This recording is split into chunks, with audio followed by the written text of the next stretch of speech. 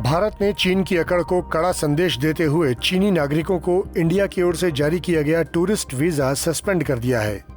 चीन के नागरिक अब पर्यटन वीजा पर भारत नहीं आ पाएंगे। माना जा रहा है कि भारत का ये कदम चीन की उस जिद के जवाब में उठाया गया है जहां चीन भारत के 22,000 छात्रों को फिर से चीन में आने की इजाजत नहीं दे रहा। ये छात्र चीन के अलग अलग विश्वविद्यालयों में पढ़ते हैं। इनमें से कुछ मेडिकल के छात्र हैं जो साल 2020 की शुरुआत में चीन में कोरोना के कोहराम के बाद वहां से जैसे तैसे भारत तो आ गए, लेकिन अब जब दुनिया में हालात सामान्य होने लगे हैं तो 2 साल बाद भी पड़ोसी देश भारत के इन स्टूडेंट्स को अपने देश में घुसने की अनुमति नहीं दे रहा। चीन ने पाकिस्तान, थाईलैंड और श्रीलंका के छात्रों को लौटने की अनुमति दे दी है, लेकिन भारतीय छात्रों को वेटिंग में रखा है। नई दिल्ली बीजिंग से इन स्टूडेंट्स की मांग पर सहानुभूतिपूर्वक विचार करने की मांग कई बार कर चुका है।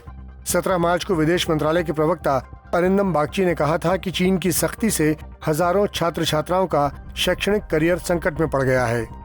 पिछले साल सितंबर में दुशांबे में एक बैठक के दौरान विदेश मंत्री एस जयशंकर ने भी इस मुद्दे को चीनी विदेश मंत्री वांग यी के साथ उठाया था।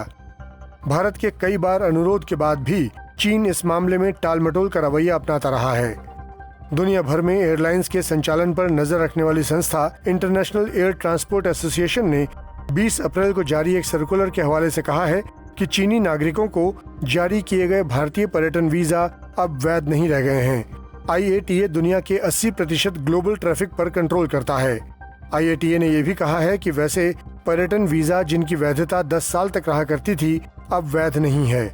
चीनी नागरिकों का पर्यटन वीजा खत्म होने से उनके लिए अब भारत में एंट्री आसान नहीं रह जाएगी। इस वीडियो पर आपकी प्रतिक्रिया कमेंट बॉक्स में जरूर दें और देखते रहें आज तक।